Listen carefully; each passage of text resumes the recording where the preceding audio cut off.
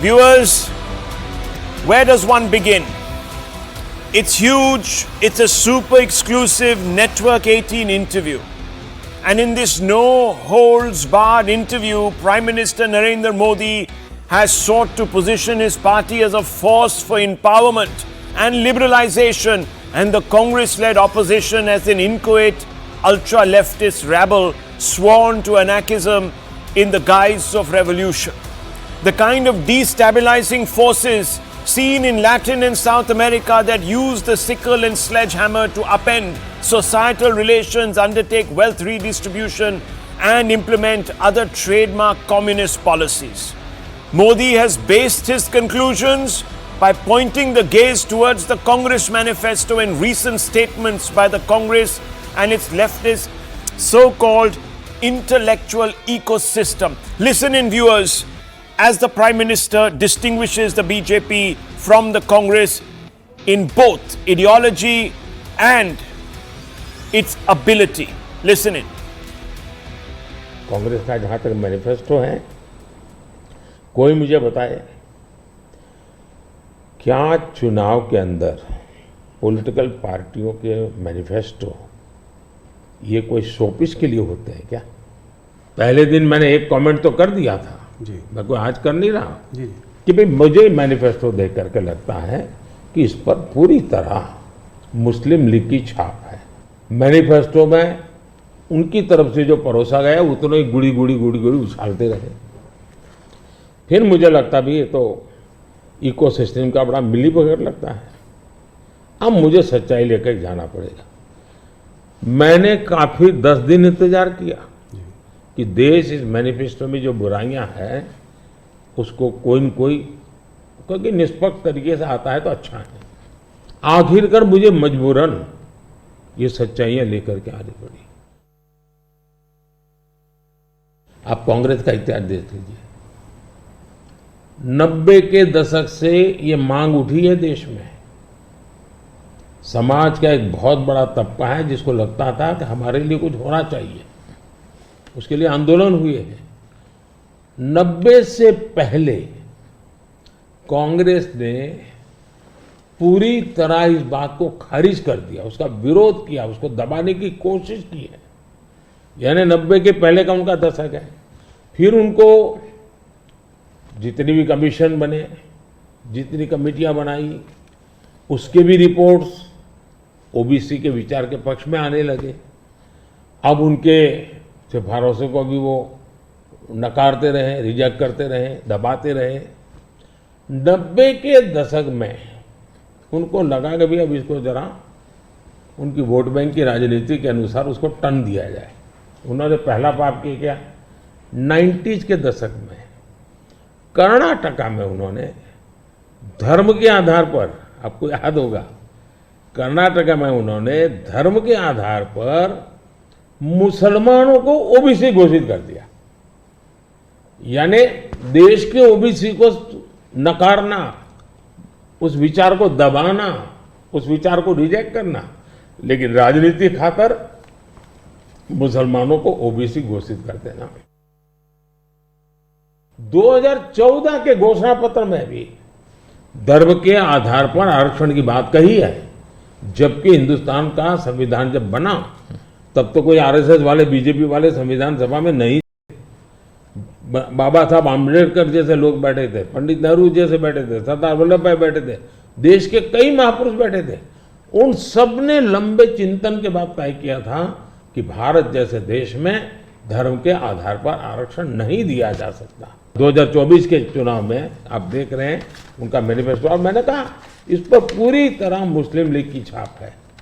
यानी मुस्लिम लीगी नीतियां उन्होंने अपनाना शुरू किया। अब ये जो उन्होंने स्थितियां बनाई हैं, मुझे बताइए कि देश के लोगों को ये जिस प्रकार से संविधान की धज्जियां उड़ा रहे हैं, जिस प्रकार से लोग बाबा साहब आम्बेडकर को अपमानित करते हैं, एससी एसटी के आरक्षण पर भी खतरा, तलवार लटका देते हैं, ओबीसी का तो जीना मुश्किल कर देंगे। The Prime Minister's interview also serves the additional purpose of rebutting a number of accusations that have been made against him by the opposition, in particular claims that he has used his time in office to serve the entitled classes and tried to communalize the election because he realized the BJP was losing after phase one. The thrust, viewers, of these attacks is that, and it is interesting, is that, viewers, the BJP is asking for 400 plus seats because it wants to rewrite the Constitution of India and posit it as some kind of exclusivist Hindu nationalist manifesto in which quotas, reservations, all sorts of affirmative action will be struck down. Let's go through some of these attacks. After phase one, the first Congress attack was that a panicky Prime Minister drew communal link to Congress manifesto. The Prime Minister's response in this interview that you can watch fully at 9 p.m. tonight. He says, I feel that it has the stamp of the Muslim League. Then I thought that this seems to be a big scam of the ecosystem and I'll have to bring out the truth. I waited for 10 days that the evils in the manifesto would be brought out by someone. Finally, I was forced to bring out these truths. So, remember, viewers, the Prime Minister had already linked the Congress manifesto to the Muslim League much before April 19th, the first phase. You all know this. He only built on this after the first phase because, as he claims, now here, viewers, of course, it's his version and he's put it out that, look, I talked about the Muslim League angle. I was hoping that people would catch on.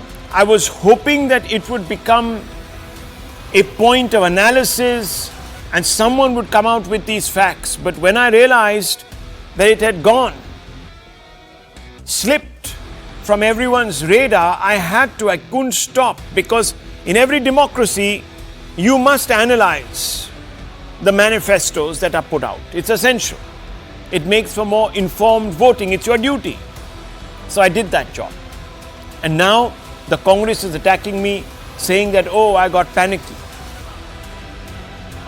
The other attack, the Prime Minister is polarizing to show Congress brought religion-based quota. The Prime Minister specifically responds to this in the interview that he gave Network 18. He said before 1990, whatever commissions they formed, which is of course the Congress, their reports also favored OBCs. They kept denying, rejecting and suppressing these views. But after the 90s, due to vote bank politics, they felt something must be done. So what was the first sin they committed?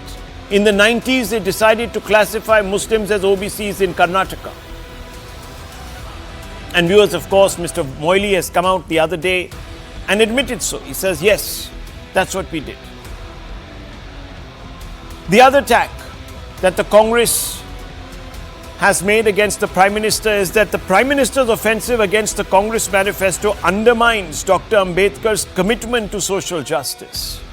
The Prime Minister's response in this interview to us is that when the Constitution of India was made, no RSS or BJP members were present. Great men like Pandit Nehru and Baba Sahib Ambedkar were present there, who decided after long contemplation that reservation cannot be given on the basis of religion.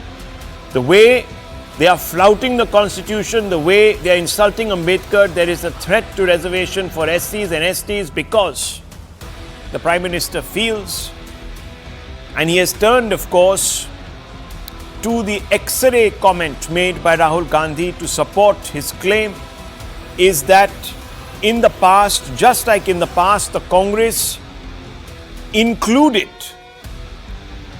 the Muslim quota for 4.5% and included it under the 27% OBC quota, depriving in effect 4.5% OBCs. This is going to be the pattern, and perhaps it will go to greater lengths. Now let's for a moment examine the Congress and opposition claim that the BJP serves elites and that a revolution is needed to redistribute both political and financial entitlements. First, on the question of socio-political inclusion, here are statistics from 5 key Hindi heartland states with substantial Lok Sabha presence where the BJP is in power at the assembly level, viewers.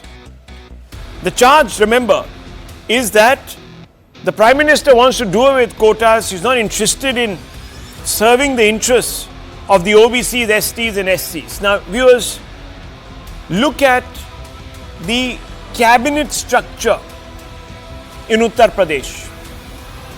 There are 21 ministers, including the Chief Minister. Upper caste of them are 21, viewers. 20 OBCs, 9 Dalits, 1 minister each from the Muslim, Sikh and Punjabi communities.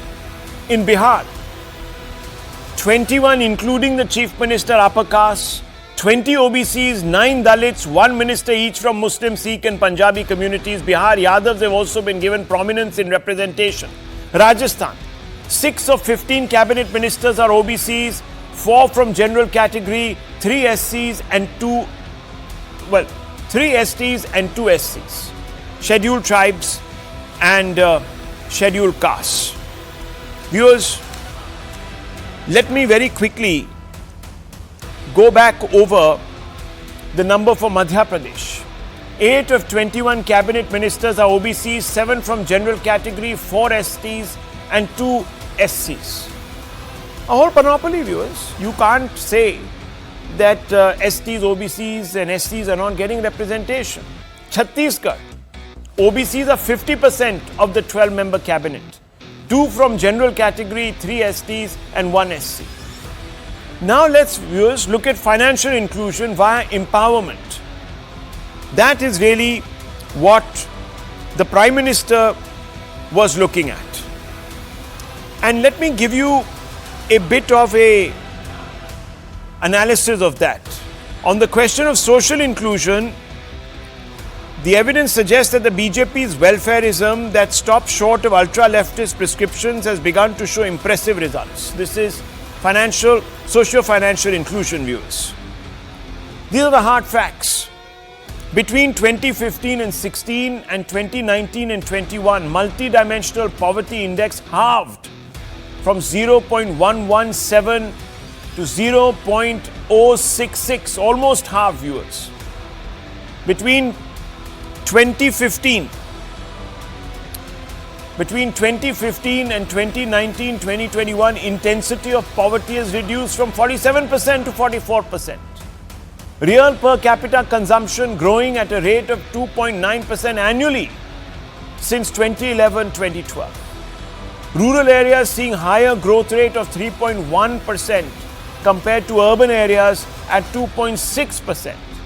Headcount poverty ratio declined from 12.2% in 2011-12 to 2% in 2022-23, viewers. Almost 10% gone in just a decade. Urban-rural consumption gap was 84% in 2011-12. Now just 71% in 2022-23. The urban Gini coefficient dropped from 36.7 to 31.9. Rural Gini dropped from 28.7 to 27. Viewers, what does this tell you? That on the question of financial inclusion, the various schemes that have been adopted by the welfareism enacted by the NDA is working on the ground. You don't really have to tear up. You don't have to tear up the rules of the game, viewers. You don't have to become, as Rahul Gandhi says, krantikari, a throwback to the French Revolution, etc., etc.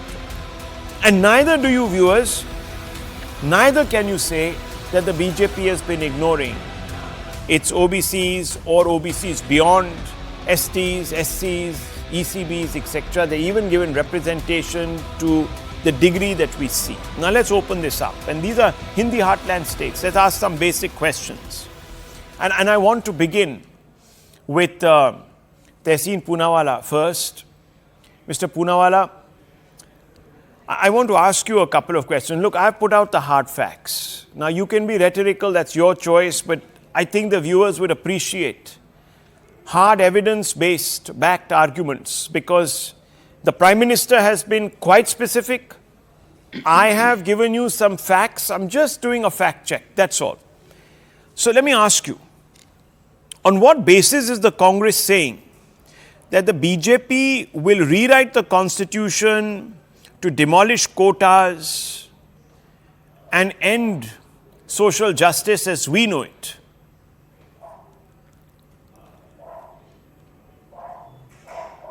Good evening, Rahul. Thank you so much for having me on the show.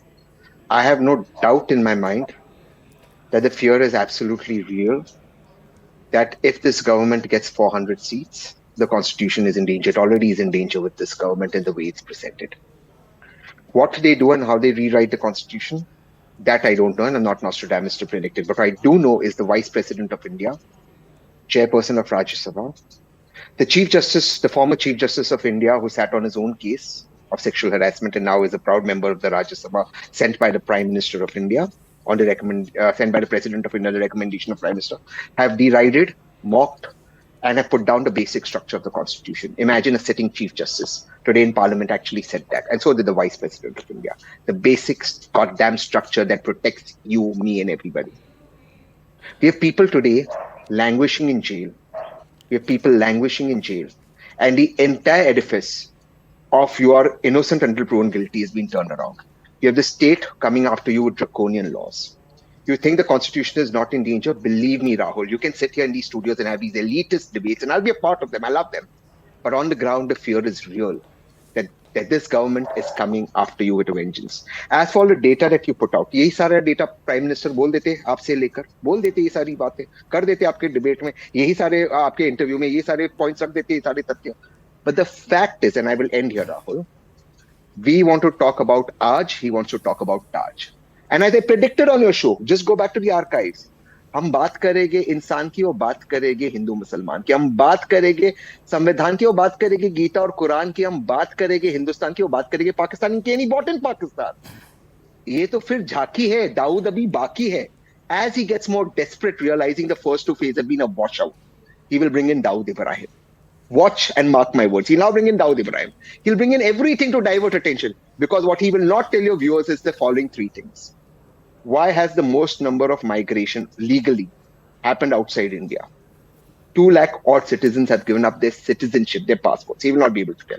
Why have the most illegal migration happened outside India, particularly from his home state, if it was doing so much of great welfare work that he was doing and such development? He will not be able to answer. Why is there the most number of suicides, over 1 lakh plus, young people looking for jobs happen? This is NCRB data. He will not be able to answer you. Why are young Indians going to Israel and Russia to recruit in the army? He will not be able to tell you. The fact of the matter is, unemployment and inflation are real problems that have destroyed lives. And I promise you one thing, Rahul, when our government comes. I promise you one thing, Rahul, when our government comes. Please ask her not to interrupt. This is your show. Please ask her not to interrupt. Let him finish, Shazia and me. We are not running away. Yeah. We'll come back to all these points. Yeah. Relax. Don't have to be so. Okay. I promise you one thing, Rahul. No woman. Just one line, Rahul. It's okay. Let him have his moment. Yeah.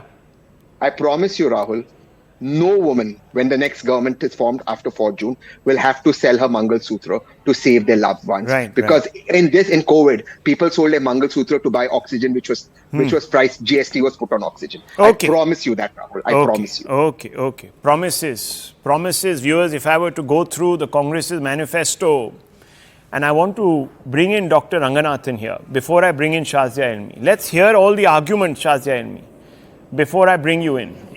Dr. Ranganathan, you know, there was a manifesto that was drawn up in Punjab. Do you remember that manifesto, very famous manifesto, in which they promised to bring down this, that, the other, and make farmers rich, etc. And when the laws were passed, of course, that manifesto was truly forgotten, and Mr. Modi was accused of being the violator of farmer interests, etc., etc. So, you know, these promises, of course. But, I mean, we're talking about basic structure here, how it's been violated. But to my mind, Dr. Ranganathan, Article 356, the use of it several times, endangered by the Shah Bano judgment. Article 370, place of worship, Muslim quotas.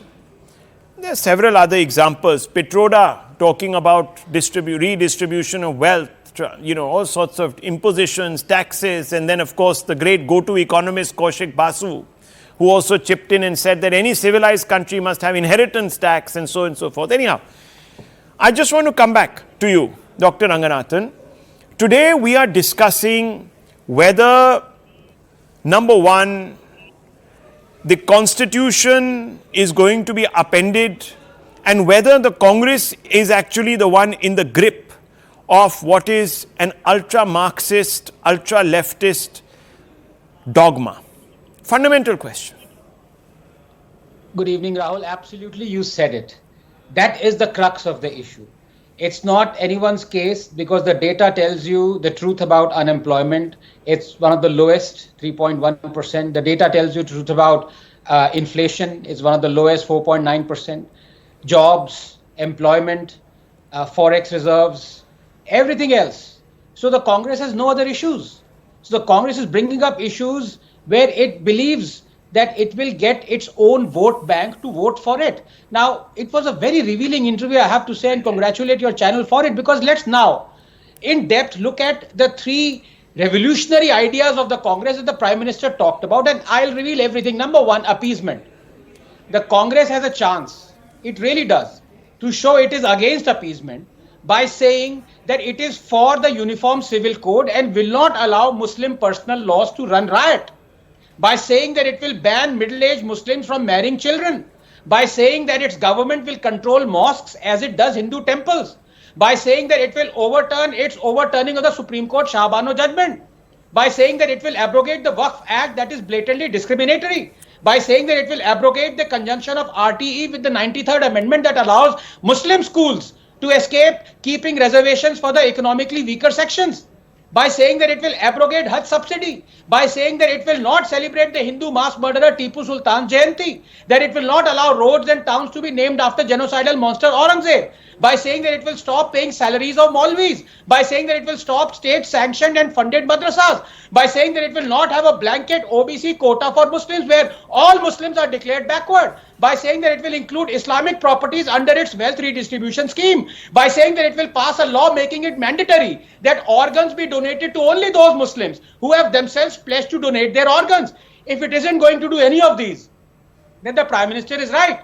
How is it Congress's manifesto any different from a manifesto drawn by an Islamic supremacist agency? Number two, wealth redistribution. Now, I don't need to expound on this much more because this is straight out of the pocket diaries of Mao and Pol Pot, belonging to this anti-science cult that has resulted in the murder of 100 million people and is the antithesis of Darwinism, in that it abjures competition and empathy. It attracts hateful, incompetent failures in life. It cushions their guilt of destroying things they're incapable of building. Common sense tells you, Rahul, that beyond the wealth that is anyway redistributed through the income and corporate taxes, any further redistribution amounts to the Marxist idea of looting those who generate wealth, or as Marx himself said, from each according to his ability to each according to his need. But who decides what is ability and what is need? Altruism must always be a fraction of truism.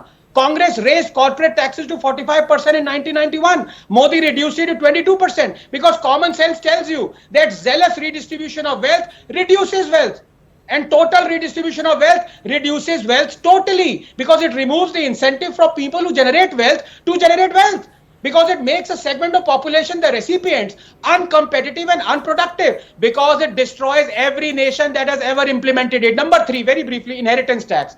Beyond tackling inheritance accrued through slavery and social Darwinism, inheritance tax is draconian. Every generation strives to generate wealth for its progeny. For the state to take half of it is cruel, beyond imagination. One saves in the hope that it will alleviate suffering of the next generation. One saves for one's own children, not for the children of Nehru, so they may carry out their crackpot commie ideas. Rahul, I will either have a divided India or a destroyed India, had said Jinnah. While he managed the former, the Congress is intent upon managing the latter with its three ideas of appeasement, wealth redistribution and inheritance tax, because they don't encourage welfare.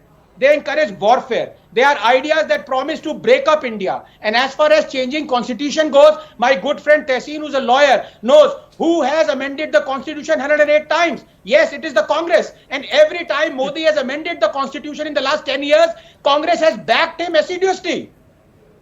Well, those are facts, viewers. Dr. Ranganathan litany of facts. That is a fact-based argument. What we heard from Tehseen, unfortunately, Mr. Poonawalla, was a lot of very well articulated hot air, but unfortunately it is dissipated already, blown away. May I be allowed a line to rebut? Poof, it went, poof, gone. Anyhow, Yeah, one second. Let me bring in. I would like to come in now. No, what? Rebut Yes, whom? I've been He was waiting not for my rebutting you. turn. He was only And placing his Tehseen, facts. no. He was only Ye placing his facts. He placed his facts. You had an Prime Minister opportunity, बोल देते। sir. You spoke for 4.5 minutes by the watch. Actually, 4 minutes, 27 seconds. I have the stopwatch on. Here. So, that is the problem. 420. Now, one second. But his facts. One second, were, sir. One second, just please. one line. Let me bring His your facts- other his colleague facts- in, Kamru Chaudhary, long-standing member of the Congress party, and of course Shazia Amini. Now let's get into the politics of it, viewers.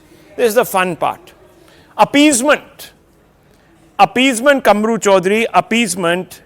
Slay the appeasement bogey right now on this show. Say that you will back the UCC, which, and since Tehseen says that the Congress has upheld the basic structure of the Constitution, what more basic is the UCC? It is in the directive principles of state policy, sir. Directive principles. We must aspire, it says, the Constitution loftily. Now I want to ask you, just say that you will back the UCC. बात खत्म. You will set दूध का दूध, पानी का पानी हो जाएगा. Yeah, Rahul, good evening. First and foremost, when you are placing your facts based on data, so let me place you on just very simple data. When you compare the multidimensional poverty, let me just inform you. Population of Uttar Pradesh and population of Pakistan are the same. But per capita income of Uttar Pradesh is half of that of Pakistan.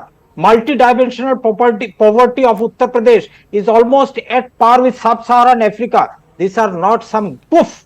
These are all stated facts. You can just research this. If you want more proof, please listen to the Prime Minister Narendra Modi's speech. All full of proofs. No basics, no solid data in it. And I challenge the entire ecosystem of the Bhakt Mandali. Place one fact in the public domain, Right. which says or which mentions the Muslim word or appeasement of the Muslims in the Congress manifesto. This is one of the most progressive manifesto that Congress party has ever placed in this. Now you tell me, when the Prime Minister brought out the OBC issue tonight, you tell me, Okay. does the Dhobi Hindu or Dhobi Muslim has any difference? The only difference is the religion. Dhobi Hindu finds place in the scheduled caste list, while as the Dhobi Muslim finds mention in the OBC. Why the discrimination? Why can't a Muslim Dhobi be in the scheduled caste list? Why can't a Kalwar is a Hindu SC list, but a Kalwar Muslim is a OBC list. Why is this discrimination, Rahul? There is no answer except from gaslighting and dog whistling the majority Hindu population out here, that look, the Congress party is trying to give everything away from the Hindus to the Muslims. But does that state any facts that Narendra Modi or Amit Shah will bring out in the public domain? That despite all those reservation issues that we had, Mandal, who brought out the Comandal? Now, the most important thing that the country's OBC, SC, ST must understand, when the Prime Minister brought in the EWS, economically weaker section, it was a joke that the minimum limit of an EWS was 8 lakh rupees. A person who earns 8 lakh rupees, find mention is the OBC list in the economically weaker section. Okay. He gets reservation. Now the country has been fooled to such an extent that the EWS has been brought in to benefit the upper caste Hindus by declining the benefits of reservation to the OBCs and the scheduled caste and scheduled tribe. When the Prime Minister said, we will increase the EWS quota by 10%. You tell me one institution of educational institution where the quota was improved, was increased. These are all blatant lies that this entire Bhakt Mandali is trying to spread before the elections. Okay. You tell me one appeasement policy Now let that me the tell Congress you. has stated in the manifesto. Let me tell you. Should I? I'll tell you. Simple. UCC. They say we will never bring the UCC. That is Yes, of blatant course. appeasement. So No, you no, are no, saying no, that no, certain what- people. what- no, Kamru Rahul, Chaudhary, you please tell let me me one finish. thing. You asked No, me a no, question. no, I'm you tell listing me, you 3 or 4 points, does please. UCC grant Now he a won't let you special speak. power to the Muslims or No, does viewers, it this is discriminate not against the right. Hindus? This is not right. Just allow me, please. No, you just Allow me, cannot my dear put friend. blatant Am lies I against the stopping Congress you party from on speaking? national No, but television. it's my turn. You asked me a question. Now let me enunciate, sir. I have 5 points to make on what But you you have tell said, me, despite and all Shazia these Elmi things, will. why is the Can you Uttar allow Pradesh- me, sir, to Uttar speak? Pradesh per Can you allow capita me to income speak? half that of Okay, Pakistan? viewers, who is selling donkeys in Pakistan? They are selling donkeys to get by. In India, no one is selling donkeys, right? And just a minute. One second. Don't get excited, Mr. Kamru Chaudhary. What has gone wrong with you? Okay, This is blatant I'll come to that point. appeasement of the majority I will come to Hindus. that point. Excuse me. Can you allow me? Don't get so excited, sir. Just relax. Because you are triggering the debate. I am not like triggering that. anything. I'm asking a question. Yes, of course you are triggering, because you do not see the showering of flowers on Kanwaris by the BJP government on Sir, taxpayers' money. Excuse me. I'll bring you in. 1 second, 30 seconds. I just want to make 3 points. Viewers, they say it's a progressive manifesto. What more progressive can be than enabling a directive principle of the Constitution, the UCC? They say it was a progressive manifesto, viewers, but in their manifesto, there is direct call to religion-based affirmative action. It's a different matter, unfortunately, that the BJP has also fallen into that same trap. There are promises that are made to Muslim students and several other categories. In the manifesto, please read it, open it, see it. Then, viewers, he talked about this Kalwa Hindu. The Kalwa Muslims were brought in by the Congress. The Kalwa Hindus were brought in by government before Modi in Gujarat. Why? Just to balance it out. Otherwise, they would have had a free run of the quota there also. Yes. No, of course it is. Now, don't argue. Don't argue, sir. You can have a EWS quota, viewers. He called it a Hindu, upper caste Hindu quota. Can you believe it, viewers? And the Supreme Court upheld it. Who is playing the divisive card here? Okay.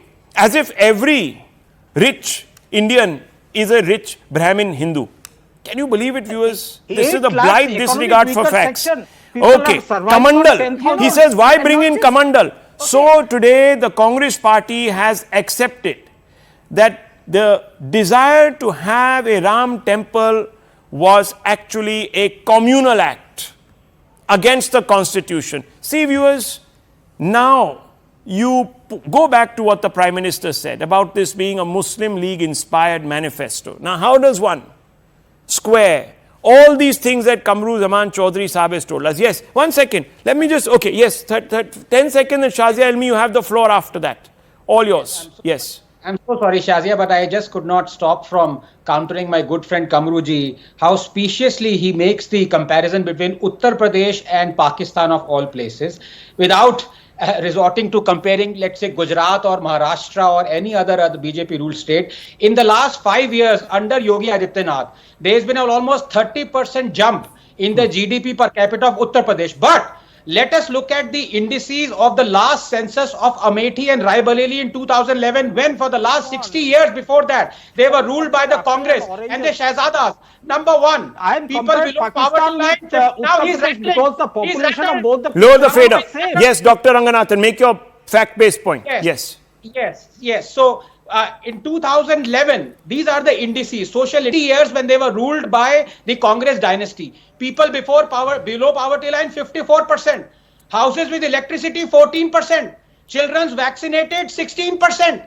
Average neonatal deaths were 3 times higher than the national average. This was after Amethi and Raebareli were under the Congress dynasty for 60 years. And now he has the temerity to compare Uttar Pradesh with Pakistan. Are kuch to sharam kar lo, Kamru ji. Okay. Shazia Elmi, let me bring you. Acha, theek hai. Shazia Elmi, look, he's doing his job. He's doing his job. It's falling short. That's fine. 100 out of 100 for this effort. 1 minute. It's Sisyphean labor. I understand the rock always rolls back and squeezes you. But I must give you the 100 out of 100 for effort. Yes, Shazia Elmi, I just want to ask you a very simple question tonight. And this is an important one. If you go through the Congress manifesto, line by line, there is no specific mention that the Congress party is going to give specific reservations to just Muslims. This is the constant gripe that is expressed by Tehseen Poonawalla as well as Okay. Mr. Kamru Chaudhary. Can you respond to Yes. this? Yes, so I will talk about 1994 when Veerappa Moily brought in 6% reservations for Muslims, including more than 37 castes in the ambit of the OBC category. And that was, of course, contested later on. But there is that. Then there is Andhra Pradesh example, and then Kerala, where 8% was to be included in and is included for educational institutions and government jobs for Muslims alone, and which have been included in the OBC category. Now, obviously, when Amit Shah ji says that when you cut into the OBC quota, you obviously, just to accommodate Muslims, you are resorting to a religion-based reservation, which is not mandated and is unconstitutional as it's a law. There's no provision for any reservation based on religion. Now, and look at the 2009 manifesto. There is a clear mention of reservations for Muslims, in the OBC category because it can't be exceeded, and also in the educational institutions. So there is a lot there, that we can talk about. But now let's look at some basic facts and, forget about, the entire story about reservation. I think they've been caught, and they've been also caught lying, and the viral video that they tried to tweet has also been deleted, and now there's action on them, being taken against them. This whole idea of appeasement, I really think is the antithesis of empowerment. And now I want to speak from a Muslim point of view. The points of view you would have got right now would have been non-Muslim point of view. And there is a certain sense of animosity and resentment that does come in when certain parties which call themselves secular speak only about reservation for Muslims, special privileges for Muslims, who want to don the skull caps and do the little thing about iftar parties and talk about central universities, being made into minority institutions like AMU and Jamia. So that being aside, I'm just telling you what it does to the Muslim psyche and how detrimental it is to them. And again, because we are talking, we want to speak on facts, let me tell you that how empowerment has happened for the Muslim community under Prime Minister Modi. So besides doing a whole lot for all other communities, let me tell you also how this government for the last 10 years has actually benefited Muslims, and they've been the best of ever. Tell us. In the history of, I'll tell you, according to the National Family Health Survey, about 14% are Muslims. Now, let me tell you, more than 42% of the accounts opened under the flagship PM program, Jan Dhan Yojana. How many are Muslims? 42% are Muslims, which is almost 20 crores. Skill India program, 22.7% of beneficiaries of Skill India are from the Muslim community. Now, let's look at PMEGP, which is Prime Minister's Employment Generation Program. It has increased by 70% since 2014, and again, the biggest beneficiaries are Muslims. Let's look at education, because I really believe in Taaleem and Rozgar as the only solution for the Muslim community for the upliftment. Percentage of Muslim children enrolled in schools increased from 69.4 in 2014 to 74.2 in 2019, which is an older data, and it has come almost to 80%, surpassing the national average. So, I think the Muslim community have to thank Modi for a whole lot of things. The gender gap in male enrollment has narrowed. No. Give me my time. I have a point to make here. And I want to speak on UCC also because I'm a petitioner in the UCC. So I have to speak about I don't have that much time Muslim either. girl enrollment increased from 65. You're closing in on 4 but minutes. I'm talking about 65.4% was the enrollment for Muslim girls. It has gone up to almost 80% again in 2019. So if anybody's done anything for any community, including Muslims, it has been the Prime Minister. This Prime Minister and this BJP government. So, whether it's OBCs or SCs or STs and on the UCC or Muslims or Dalits or farmers. On the UCC if this very clearly written in the Congress, please read the Congress manifesto clearly. They've talked and placed emphasis on the personal law. So what are they talking about? Do they want to revoke and viewers, the article when it comes to the triple? I understand. And I also, understand. do they want to bring in Sharia? Yes. Well, I've understood where you're coming from. Look, viewers, we've heard 4 arguments. How do you allow this? 1 second, we've had 4 arguments. Congress also bring in Sharia. How do you allow it? How is such nonsense allowed? Where is it the Congress will bring in Sharia? I object to this extremely strongly. Yeah, so tell me, so how do Where you... can the Congress bring? How can Sharia come No, in? you You're no, allowing tell this me now? how, just how anyone can Rajiv come to Gandhi She's She's explaining overturned the Supreme herself. Court You want to ordinance. listen? She's Just how explaining one herself. You can Rajiv disagree with Gandhi her. Listen to overturned her. the Supreme Like, Court how can you judgment bring it from and here? allowed the So can't we personal agree law with to this? prevail, Okay. thinking it would mean, you know how just like Nehru codified the Hindu चोरी करेंगे Reform तो हाथ Bill, काटेंगे, कांग्रेस में and नहीं just like काटेंगे। क्या बोल Rajiv रहे हो Gandhi, यार? just like Rajiv कुछ तो Gandhi चीजें used an तो ordinance देखो। and succumbed to the Muslim clergy, succumbed to Muslim Okay. clergy and the will of the mullah. Viewers, surrendered if you to don't it, step into and the ensured breach- that a Muslim woman does not get justice. Okay, if you don't step into the breach, Shazia Ilmi is invoking a Muslim identity tonight to tell you how she suffered under various impositions of Sharia. Yes, Dr. Ranganathan, 10 seconds. Yes, very quickly. Simple questions to Yes. Tehseen. Yes. No My dear Muslim woman and Tehseen, no woman would... yeah, Shazia, my dear Tehseen, just one simple question, yes or no, are all Muslims of Karnataka backward? Yes or no? I don't know the data. I have not seen the data, so I can't answer it. When I know the data, I can answer it on facts. I can't come on TV and do whataboutery, doctor. I'm a man Okay, of science. so viewers, the data is with whom? Data is with whom? The data is with the Congress apparently. It is sitting on the data. Number one. Number two, most importantly, viewers. Most importantly, if you go down this religion route, where will it stop? Tomorrow you are talking about representation in jobs. Tomorrow you say we want representation in parliament. The British already did that, viewers. We had separate electorates in this country. And it was something that was debated. 1 second, it was debated. It was debated, viewers. It was debated in the Constituent Assembly. It was debated before that, 10 years before that. The Pune Pact, it was Mr. Gandhi, Mohandas Gandhi, who went on a absolute fast unto death to stop it. Otherwise, viewers, we would have had that continuing. Can you believe it? Into modern India. Anyhow, it's all a different story. Those are the facts. I want to move on.